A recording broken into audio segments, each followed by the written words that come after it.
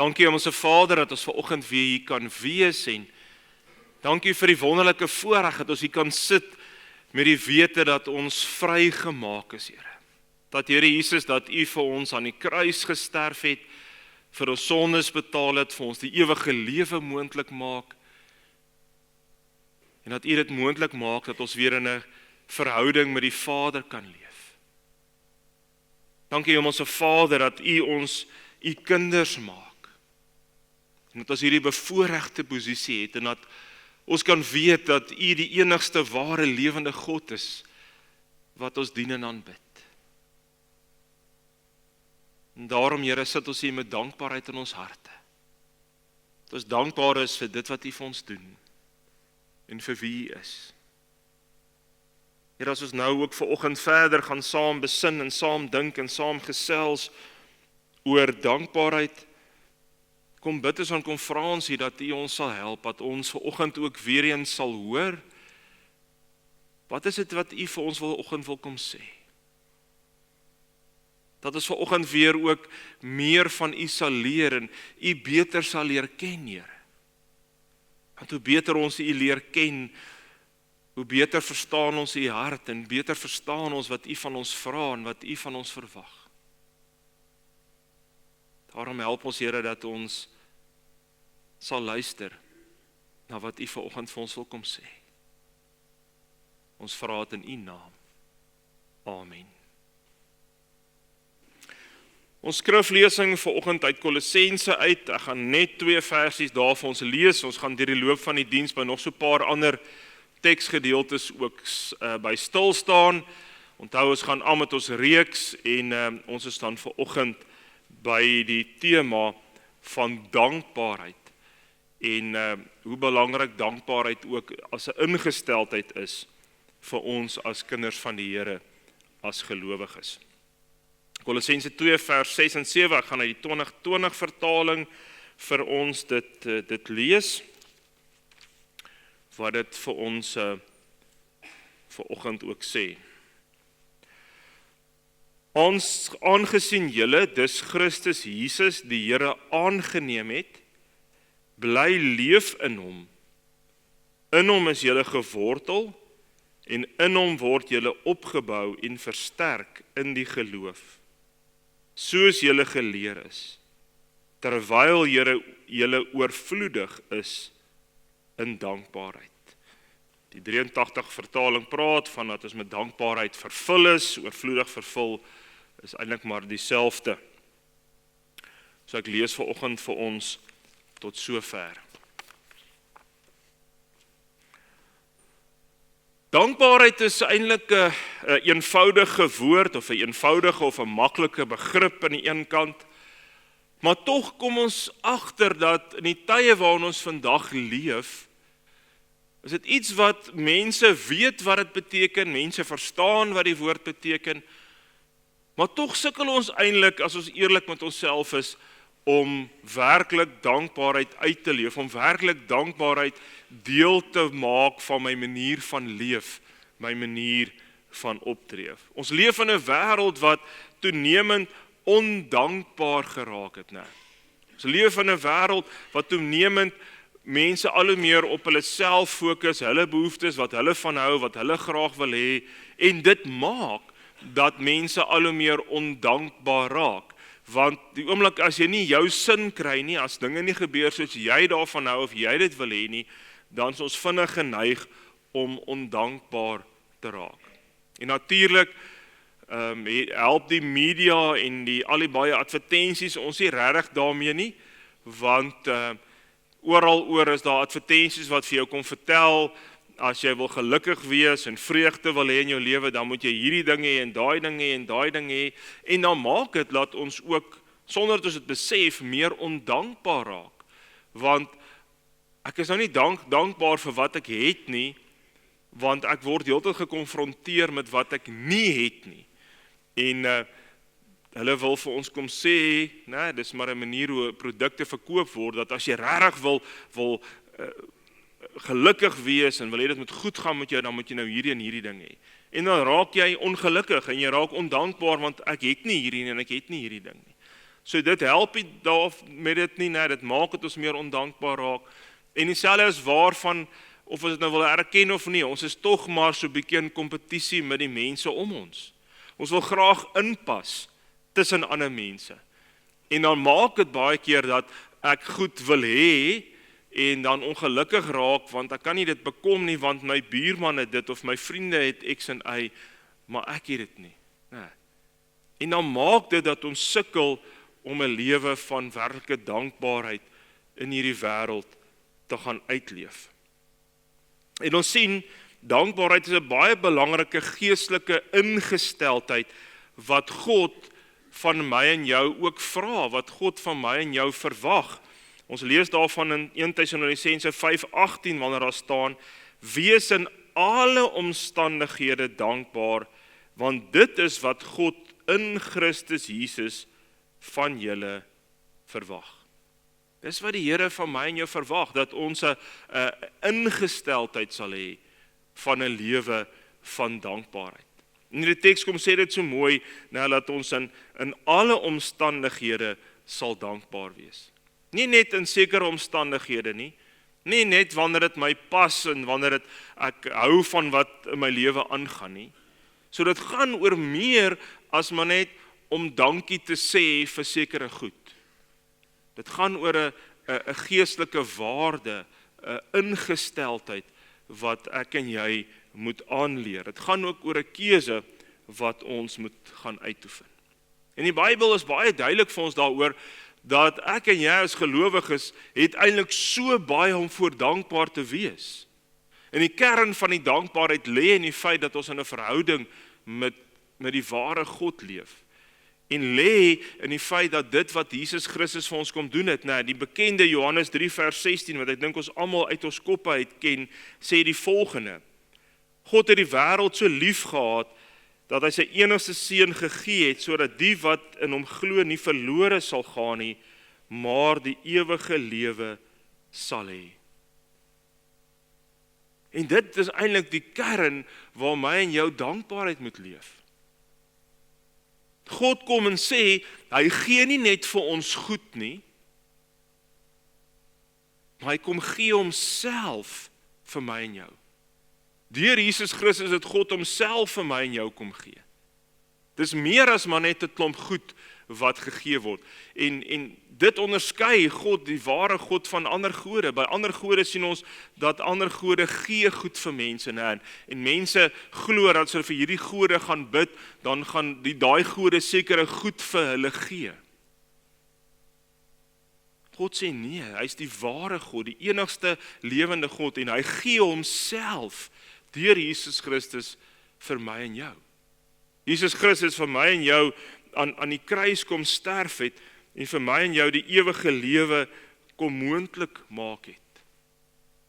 En meer is dit nog, God die Vader kies om te sê, maar hy maak deur Jesus Christus vir my en jou sy kind.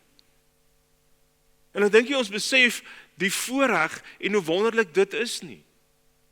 God kon gegaan het en gesê, dis reg, ek gaan jou red, maar jy word een van my diensknegte in die hemel. Jy word 'n engel in die hemel. En dis die fout wat ons baie keer maak, as ons doodgaan word ons nie engele nie. Die Bybel is baie duidelik daaroor. Ons is God se kinders, en wanneer ons doodgaan en by die Here is ons verhewe bo die engele. Ons word meer as wat 'n engel is, wanneer ek God se kind is. So God het gekies dat ek en jy in hierdie bevoorregte posisie sal leef saam met hom. En dit gee eintlik so baie vir my en vir jou om voor dankbaar te wees. So daarom 'n kind van die Here se dankbaarheid is 'n diepere dankbaarheid as maar net om dankie te sê vir die Here vir die huis waarin ek bly en vir die kos wat ek het om te eet en die klere wat ek kan aantrek en daai goed. Dit moet 'n diepere dankbaarheid wees wat gebaseer is en gesetel is in die feit dat ek in hierdie wonderlike verhouding met God die Vader kan leef. Dat die Here Jesus Christus my verlosser is. Die gevaar kom dat as ons mooi daaroor dink dat ons dankbaarheid partykeer amper gelyk is aan materialisme. Want wat gebeur baie keer? Ek is net dankbaar wanneer ek iets kry wat ek graag wil hê.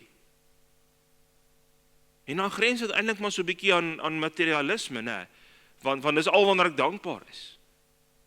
En daarom kom sê die Bybel vir ons, maar dit mag nie so wees nie. Of ek nou kry wat ek wil hê of nie, of dinge uitwerk soos ek wil hê of nie, moet ek 'n lewe van dankbaarheid teenoor die Here gaan uitleef. Daarom dan Kolossense 2 vers 7, wat ons gelees het, wat sê, ja, in hom is julle gewortel, en in hom word julle opgebou en versterk tot die geloof, soos julle geleer is, terwyl julle oorvloedig is in dankbaarheid. En daar lê eintlik een van die sleutels, want wat sê hierdie teks? Ek kan net ware dankbaarheid verstaan, begryp en uitleef wanneer ek in Jesus Christus gewortel is. Wanneer ek erns maak met my verhouding met Jesus, begryp wat het Jesus vir my gedoen, dan kan ek oorvloedig raak aan my dankbaarheid. Dan leef ek so dat my lewe sal straal en duidelik sal wys ek leef 'n lewe van dankbaarheid. Maar dit kan net gebeur wanneer ek werklik gewortel is in Jesus Christus. As hy my bron is en my help om te verstaan hoe lyk en hoe moet 'n lewe van dankbaarheid lyk. Dit is eintlik so 'n mooi beeld, nou, want as ons dink aan gewortel, dan dink ons aan 'n plant of aan 'n boom. En ons weet as 'n plant of 'n boom op die regte plek gewortel is, waar jy die regte voedingsstowwe kry, die nodige water en alles, dan groei daai boom of plant pragtig. En wat gebeur met daai boom of plant? As dit 'n boom is wat 'n vrugteboom is, dan dra hy vrugte op die regte tyd.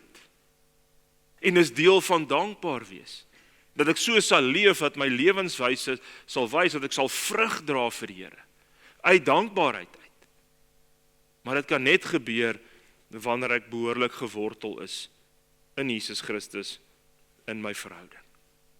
En op 'n dag is dankbaarheid is 'n keuse. Dink baie keer maak ons die fout, met dankbaarheid is dit baie soos met liefde. Verliefdheid is 'n gevoel. Liefde is 'n keuse.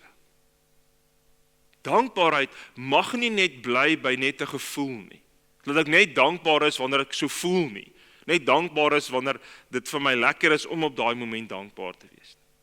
So as ons gaan kyk wat die Bybel vir ons sê, dan is dankbaarheid ook 'n keuse wat ek uitoefen. Ek kies om 'n lewe van dankbaarheid te leef.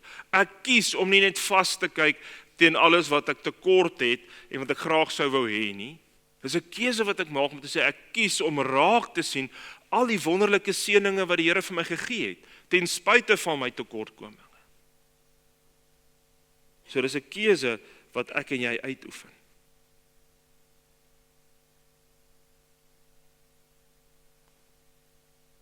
Wanneer ek snap en verstaan wat dankbaarheid beteken, wanneer ek die keuse uitoefen om dankbaar te leef, dan verander my manier van leef.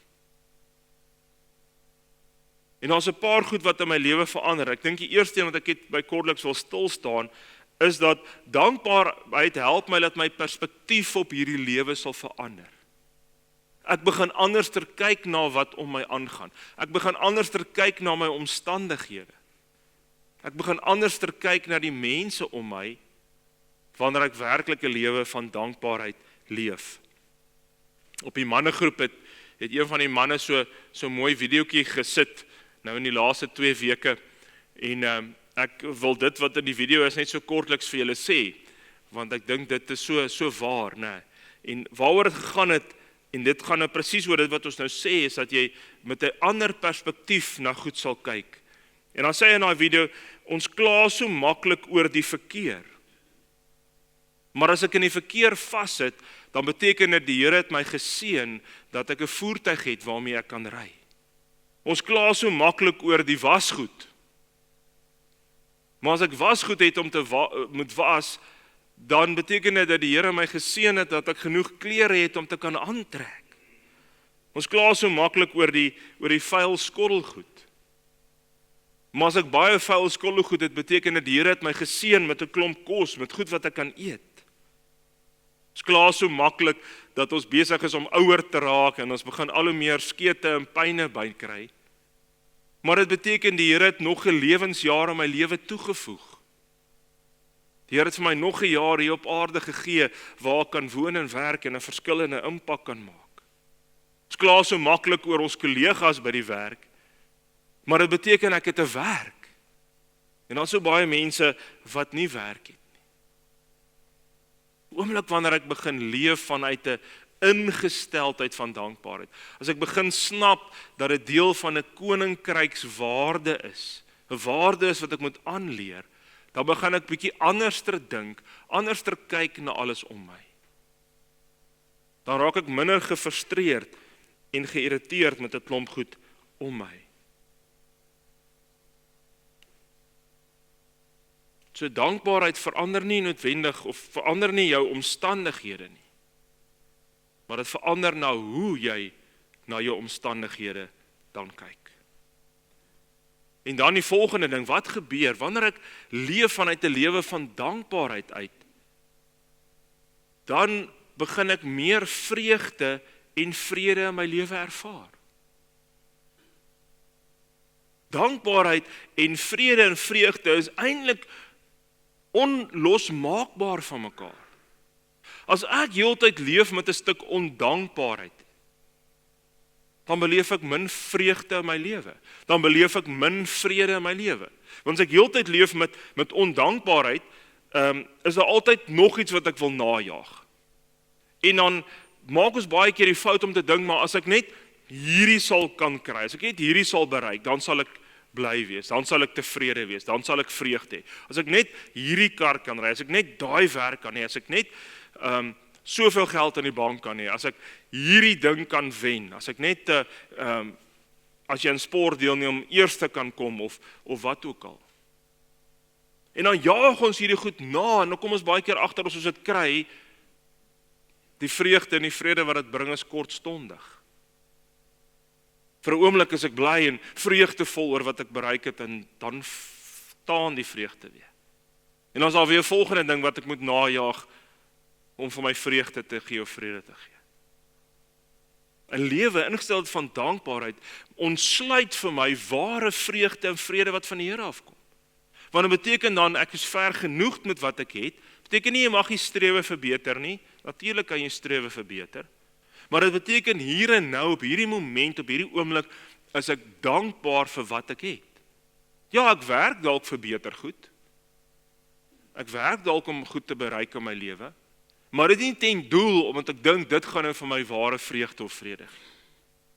Want dankbaarheid help my om te snap dat ware vreugde en vrede lê in my verhouding met Jesus Christus. 'n Lewe wat gefokus is waar ek op baie heeltyd ondankbaar is, kom roof en kom steel vrede en vreugde van my. So 'n ware lewe van dankbaarheid help my om werklik vreugde en vrede in hierdie lewe te ervaar. En dan dankbaarheid maak dat ek nie daaroor kan stil bly nie. Dus nou begin met die vraag om te sê, maar wat doen jy wanneer jy baie dankbaar is?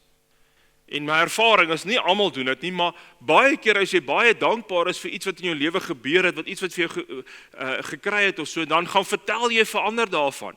Nee. As jy regtig dankbaar is, dan jy opgewonde oor die ding en dan gaan sê jy, "Joeg maar, ek is so dankbaar, dit het gebeur of dit het plaasgevind in my lewe of dat het plaasgevind in my lewe."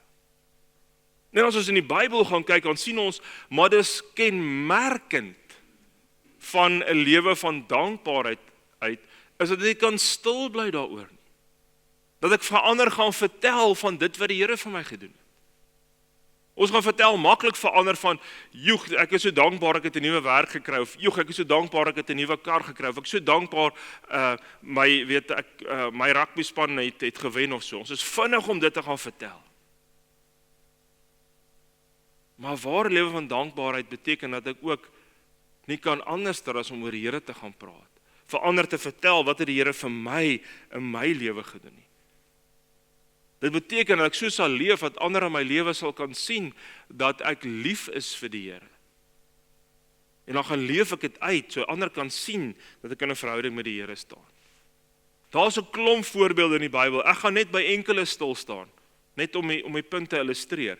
Die Samaritaanse vrou daar in Johannes 4, waar Jesus by daai Samaritaanse vrou by die put kom. Dan begin Jesus met haar gesels en praat en dan begin sy besef wie Jesus is. En wat gebeur toe sy besef wie Jesus is? Sy laat los alles ter daar by die put. Sy los al water en alles en sy gaan na die dorp toe en gaan vertel vir hulle dat sy dink sy die Messias haar lewenspad gekruis het. En dan kom 'n klomp van daai mense soontoe en dan ken ons almal dink ek die verhaal en dan 'n klomp sê dan op die einde van die dag ons het aanvanklik gehoor en geglo en kom kyk op grond van jou woorde, maar nou het ons Jesus self gehoor, nou glo ons nie meer op grond van wat jy gesê het, maar op grond van ons eie belewenis van Jesus. So wat gebeur met hierdie Samaritaanse vrou? En ons weet, as ons gaan kyk na die agtergrond, dat sy waarskynlik bietjie uitgestote was. Dat sy nie baie welkom was eintlik in haar dorp nie, grond van haar verlede nie, wat Jesus dan vir haar uitwys nie. Dat sy eintlik so 'n bietjie uitgestote was, dis hoekom sy alleen gaan water haal en nie saam met al die ander vrouens nie. Dis hoekom sy op die hitte van die dag by die put is en nie in die oggend wanneer hulle gewoonlik gegaan het of laatmiddag nie. So die verhaal, as ons mooi gaan kyk, dan sê die verhaal, of dui die verhaal eintlik daarop vir ons, dat sy eintlik so 'n bietjie uitgestotene was. En ten spyte daarvan dat die ander mense dalk negatief teenoor haar kan gereageer het, gaan sy nog steeds. Sy gaan vertel vir hulle van hierdie Jesus wat haar pad gekruis het. Die besetene van daarvan die gerasseneerders, daar in Markus 5 wat ons van lees, wat in effek, as ons mooi daaroor gaan dink, eintlik die eerste sendeling geword het wat Jesus uitstuur. Jesus genees hierdie ou wat besete was van 'n klomp demone en dan sien ons dat hy by Jesus sit en dan nou duidelik by Jesus bietjie leer en dan wanneer Jesus sy disippels vertrek, dan wil hy saam met hulle gaan. En dan sê Jesus vir hom, nee, jy moet nie saam met ons kom nie, gaan terug na daar waar jy was, voor jy uitgestote geraak het, omdat jy besete geraak het, en gaan vertel van jou ervaring van my. En dan doen hy dit, en dan sien ons, dan gaan hy daar na Decapolis toe, en hy het in daai hele gebied van Decapolis, vir almal gaan vertel, van wat Jesus vir hom gedoen het. Vir almal. Die blinde man, daar in Johannes 9, waarvan ons lees, wat vir iets soos sy hele lewe lank amper al blind was, blind gebore is. Dan genees Jesus sy oë op die Sabbat, en dan kom hy en sy ouers eintlik in die moeilikheid by die skrifgeleerdes en die fariseërs. En dan probeer sy ouers nou maar sê, nee, hulle wil nou nie eintlik betrokke raak nie, vra homself. En dan weet hy wat die implikasies kan wees as hy gaan sê wie Jesus was. Hy weet wat dit gaan vir hom inhou, en dan kan hy nie anderster nie, hy getuig steeds oor Jesus. En dan lei dit daartoe dat hy uit die sinagoge uitgeban word, maar dis maak nie vir hom saakie. Want hy kan nie anderster as om te getuig oor die feit van wat Jesus vir hom gedoen het nie. Paulus en Silas, daar in Handelinge 16, word gegeesel in die ergste deel van die tronk gegooi, in voetboeie, op grond van die feit dat hulle kinders van Jesus is, en kinders van God is, en van Jesus getuig het. En wat gebeur? Hulle sit nie daar in die tronk en salk en verkwalik God oor die slegte omstandighede waarin hulle is nie. Nee, om middernag begin hulle geestelike liedere sing, begin hulle die Here loof, begin hulle die Here prys. Al sit hulle in hierdie slegte haaglike omstandighede. Hoekom? Want hulle bly steeds dankbaar dat hulle kinders van die Here kan wees. Hulle bly steeds dankbaar want hulle weet, ten spyte van die omstandighede waarin hulle is, bly God, en bly God lief vir hulle, en is God daar vir hulle. En wat gebeur? Dit word 'n getuienis, en op 'n ou dag, ek wil nie die hele verhaal vertel nie, almal ken dit dink ek, dan kom die tronkbewaarder in sy hele huishouding tot bekering. Op grond van die feit dat Paulus en Silas nie vasgekyk het teen hulle swaar kry en omstandighede nie, maar ten spyte van hulle swaar kry omstandighede God geloof en geprys het, en dankbaar teenoor die Here was. En so kan ons nog baie ander verhale in die Bybel stil staan, maar ek gaan nou nie vanoggend by almal stil staan nie. Wat vir ons kom wys, dat as ek snap en verstaan, wat beteken 'n lewe van dankbaarheid, dan beteken dit ek kan nie anderster, as om so te gaan leef, dat mense sal kan sien, wat die Here van my doen nie, wat die Here van my beteken nie. En ja, dit beteken nie altyd dat jy met jou mond gaan vir mense gaan vertel nie, ja, dis die een kant, Maar die ander kant is, dit gaan ook oor hoe jy leef. Dat mense in jou dade, jou manier van optrede kan sien, maar jy snap en jy verstaan wat beteken dit om 'n lewe van dankbaarheid te leef. Ons kry al in Psalm 66 vers 16 hierdie gedagte, wanneer die psalmdigter sê, kom luister almal wat God vrees, ek wil vertel van wat hy vir my gedoen het. En dis eintlik so eenvoudig, om net vir ander te gaan vertel, wat het die Here vir my gedoen? Wat is die impak, die verskil wat die Here in my lewe vir my gemaak? En daaroor hoef ek nie hierdie uitsonderlike Bybelkennis te hê nie, ons maak baie keer daai fout. Ja, natuurlik, hoe beter ek die Bybel ken, hoe beter leer ek God ken, en hoe meer groei ek in my geloof, en hoe meer diepte kry my geloof, natuurlik. Maar ek moet nie dit as 'n verskoning gebruik om te sê, ja, maar ek ken nou nog die Bybel goed genoeg nie, ek kan nou nie vir ander van die Here gaan vertel. Nee.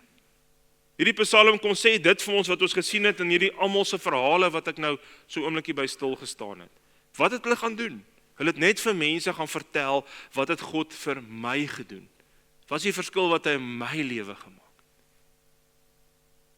En as ek snap en verstaan wat dit beteken dat dankbaarheid 'n koninkryksbeginsel is, dan word ek gedring daartoe. Dan beteken dit dat dit vir my nie voel net soos 'n plig om vir ander van die Here te gaan vertel nie. Dan voel dit nie meer net vir my soos 'n plig om te gaan leef soos die Here wil hê ek moet leef nie. Dan word dit vir my 'n natuurlike reaksie. Dit raak vir my 'n voorreg om vir ander te gaan vertel van wat het die Here in my lewe gedoen. Dan kry ek weer daai opgewondenheid wat ons baie keer het as iets anders in ons lewens gebeur, en ons kan nie anders om vir almal te gaan vertel van hierdie wonderlike ding wat in my lewe gebeur het. En iewers moet ons weer daai opgewondenheid terugkry, wanneer ons vir die Here met ander praat oor die Here. En die dankbaarheid is nie omdat ek dankbaar is noodwendig vir my omstandighede nie. Ja, baie keer is ons ook dankbaar vir ons omstandighede. Maar die dankbaarheid lê gesetel daarin om die wete dat God by my is binne in my omstandighede. Dit maak nie saak hoe my omstandighede lyk nie, God is saam met my. Hy laat my nie alleen nie, en dis wat deel is van die kern van my dankbaarheid. Miskien het jy vanoggend hier ingestap en jy het baie probleme waarmee jy stoei in die lewe.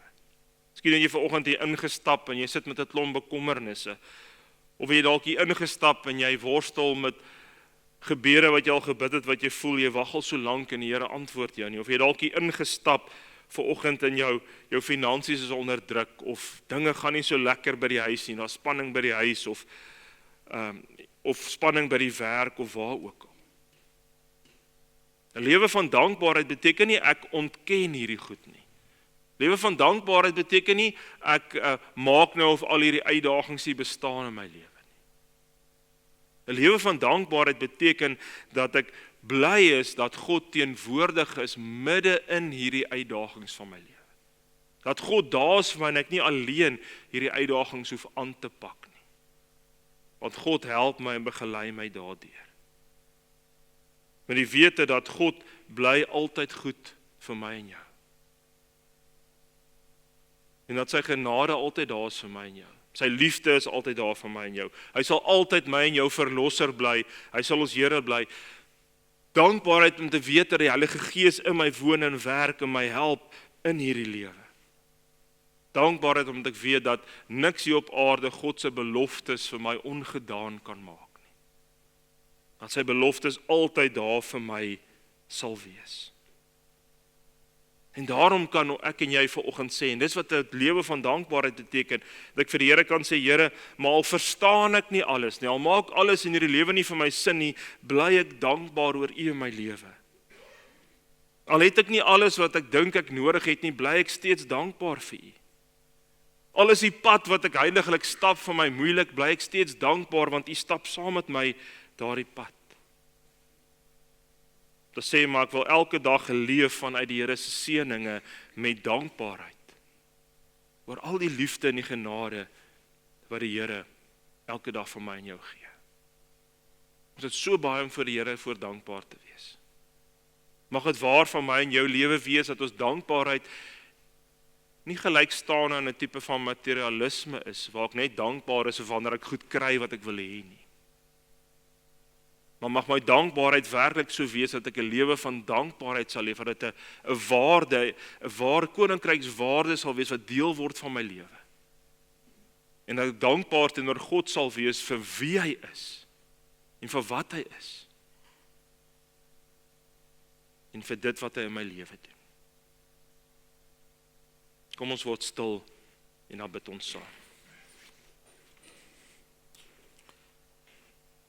Here, ons het so baie vanoggend om voor U dankbaar te wees. Here, en ons moet vanoggend kom erken dat ons so maklik verval in 'n lewe wat eintlik mag gekenmerk word deur 'n stuk ondankbaarheid. Dit is so maklik so leef dat ons nie werklik ons dankbaarheid uitleef na 'n wêreld daar buite nie. Daarom kom bid en kom vra ons, Here, dat U ons sal help, dat ons sal verstaan wat dit beteken om 'n lewe van dankbaarheid te leef. Dat ons sal verstaan en begryp dat dit baie meer is as maar net om dankbaar te wees vir wat ek kry en wat ek ontvang.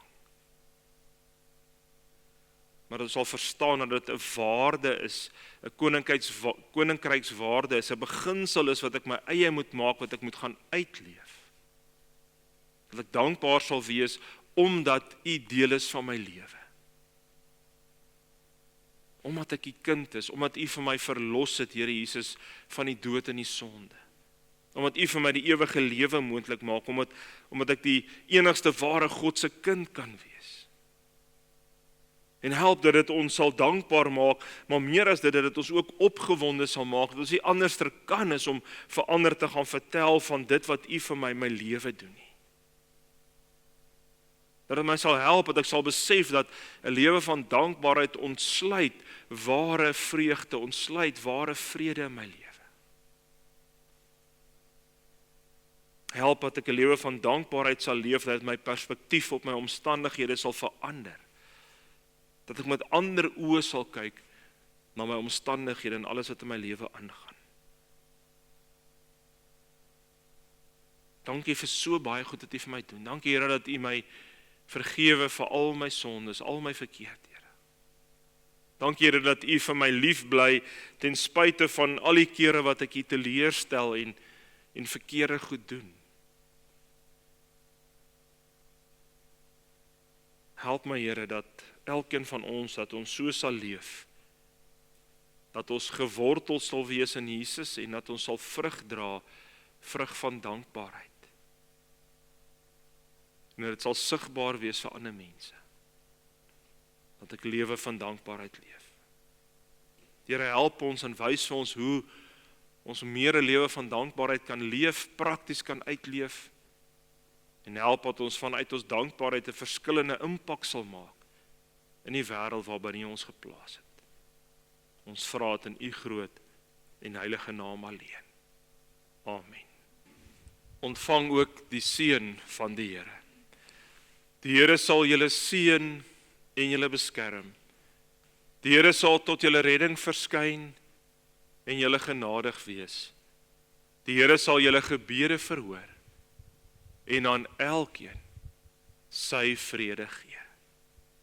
Amen.